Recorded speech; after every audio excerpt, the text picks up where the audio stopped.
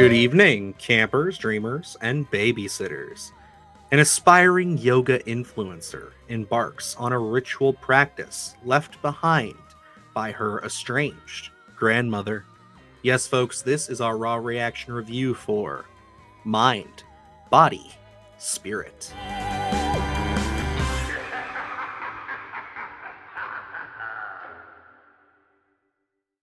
Well, Luke, another found footage film has crossed our paths, and this one's a little different. I feel like that's been the common sentiment through a lot of these found footage movies recently, is where they're found footage, but they're adding a little something extra to it. This one, I guess you would say, hits a little bit closer to home for us, involving an influencer, somebody who is online and making videos for, I guess, YouTube or whatever. I wouldn't necessarily call us influencers, but we are in that space. And we Make do it. yoga. We do yoga and we make these videos. Yes, that is something we do.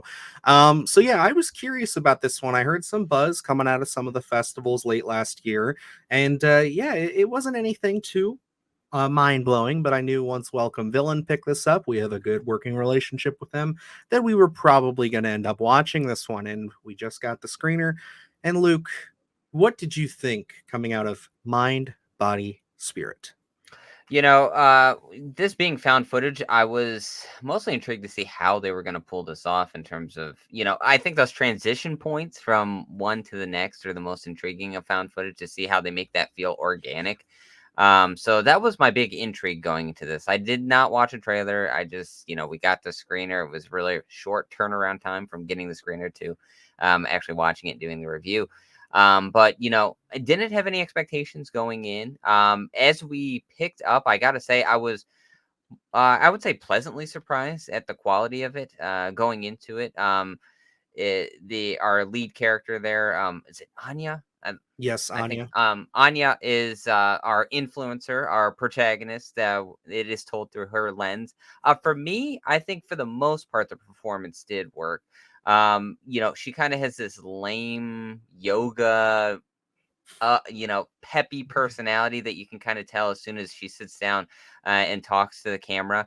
And at that point, we know as soon as we turn on these cameras, you kind of turn your personality up a little higher than usual to kind of get your point across. So for me, I think those aspects did work. Now, for me, when there are a little bit more emotional moments in here, and I did fall out, I think, for those moments, just because I thought from my aspect, she was doing the YouTube version of herself so well. But then when she does have moments where she's talking to her mother, and they're very small. But for me, overall, I don't think necessarily those work for me. But I think the performance was rather intriguing because I think it's a rough thing to tackle a found footage aspect, especially when you're doing your YouTube personality.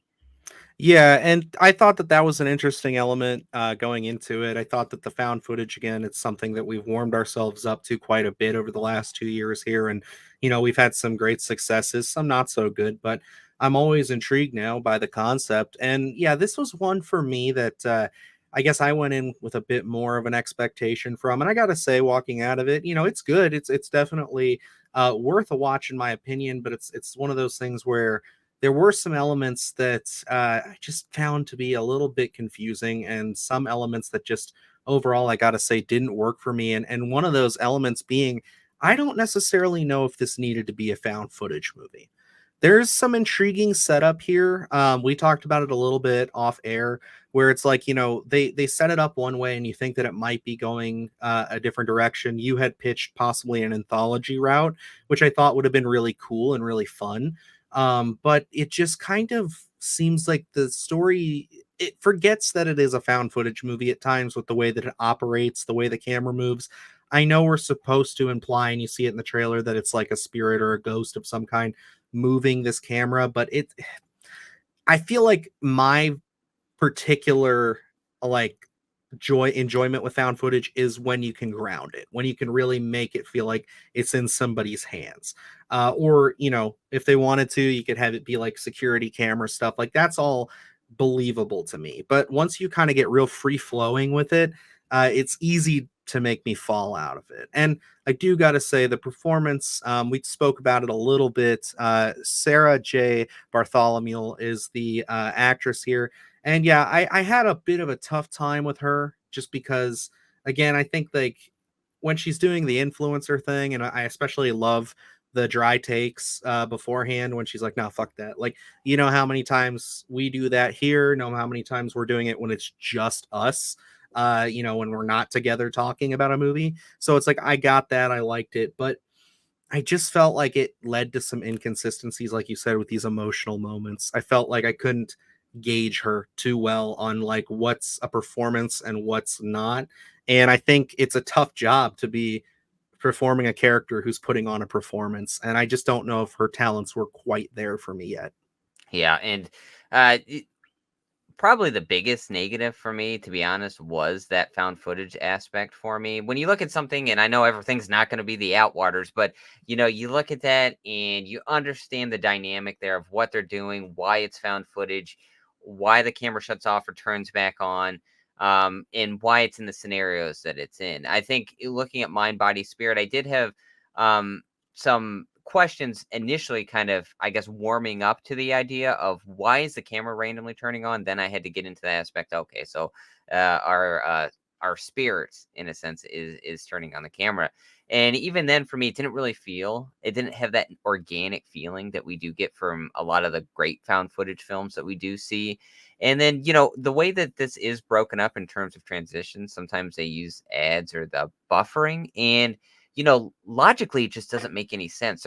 The actual film itself, while it is found footage, has those jump cuts where it is a take after a take after a take. And my question was, well, who's editing these? It was just the aspect of found footage led me to more questions. It didn't allow me to, have that reasoning that something like the Outwaters does of, hey, we don't need a passage of time. The camera just turned back on, and we're in a different scenario, and it's found footage. This one, there were some editing things, there was ads playing, and without any explanation, it just didn't make any sense other than we're trying to force the device of found footage, which I really did feel here. And honestly, I had trouble getting into a groove there. Now, when they do use the found footage aspect of it wisely, I think there are a few scenes that I actually it passed by me. I watched this with my wife, and I actually had to rewind because there's an aspect where they make you lean in and watch Yes. everything, that you have to really pay attention to everything in your surroundings because you'll miss some stuff that add to that creep factor there. And I did like that aspect of it. I felt that was used wisely, but overall, kind of almost having this feel like it's on a platform and has been edited and been shown off just didn't make any sense to me. Yeah, and I gotta give it to you there. That was one of my big strong points coming out of this. Is I love terror you don't see, the stuff that's not right in front of your face. Like I was able to pick up on little things like just shadows. Like you'll see shadows moving behind the camera, and it's like one of those things where you could look at it as like, oh, it's just the cameraman, but no, they're deliberate. You see them kind of moving to the next thing. There are a lot of nice little blink and you'll miss it sight gags in the far background involving a character. And yeah, I really liked the element of the attic. I will say there's an attic in here, and I thought that everything when we got up there, from set design, from just the way that it played out, the way that it was, lots of potential for some good scares up there. Unfortunately, they don't use it as well as I thought they would have. But I think that they definitely really knocked it out of the park with just building that tension when you were walking up those steps and you were getting to that point. It's kind of the stuff that I really look forward to in a found footage film, and that might be my recent love of the Hell House series coming out, where it's like them climbing the steps into a creepy room. Like that was super cool, and I thought they did a great job with it. And there are some really effective spots of imagery here. There's kind of like if you look at it the way without spoiling much for you, she's kind of going through this book, and there's a lot of imagery as to kind of what they're doing as far as this ritual goes, and you see it kind of mimicked by our character throughout the film. And there's one I would say, which I will admit, there's CGI in this sequence, and it's goofy as hell, and it did not sell me, involving a string. But what follows after that is pretty awesome. I did enjoy that. Yeah, the scene that you did like, I enjoyed as well. Especially the callback to, as you mentioned, there's a book and you can see like positioning and things like that. And I thought that was rather well done. I do think that the aspect of that book is rather creepy in terms of some of the drawings and things in there. So I think from a terror standpoint, I think that did work. I think there are some scenes in here that really do bring some terror. I do like there's some intriguing camera work. I think. That has to do with some spinning, which as we go back and back, I thought was rather intriguing. There's not much gore, but when they do use it, I think is they do not shy away from it. Yeah, there's Certainly, one really solid sequence and yeah, involving both that spinning and gore. yeah. Other than that, the spinning for me was just kind of like, okay, I'm not gonna lie. Okay, I did it happen more than that time? I'm trying to. Yeah, there was a couple Was there times a where it couple times? spun. Okay. Yeah, I was specifically speaking of that scene that of scene was good. that scene. There's spinning, so there's things we don't see, but you hear audio, and I think that was rather well done for me. I think it kind of really did build. Unfortunately, that happens toward the end, so it's kind of one of those things where maybe it's a little, too late. Although, I wasn't necessarily checked out of the film at all throughout. I just think, while the terror aspects are in there, they're light. It's nothing like this isn't a terrifying film for me. But I would say, moderately enjoy my time with Mind, Body, Spirit. So looking at it as this is, not a big budgeted film, it is a short runtime as well. It is pretty much a breeze to get through. For me, it didn't feel like I lingered too often.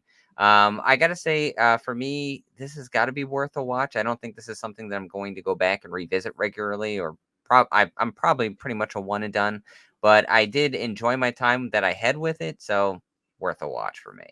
Yeah, there's a lot of elements that work in this, but there's just as many elements that I feel like leave me scratching my head. And again, I think the biggest issue when you set something up as found footage for me, you really have to commit to that. And I feel like the filmmakers just didn't commit too hard to that. They let it uh, detach itself from that when it was convenient.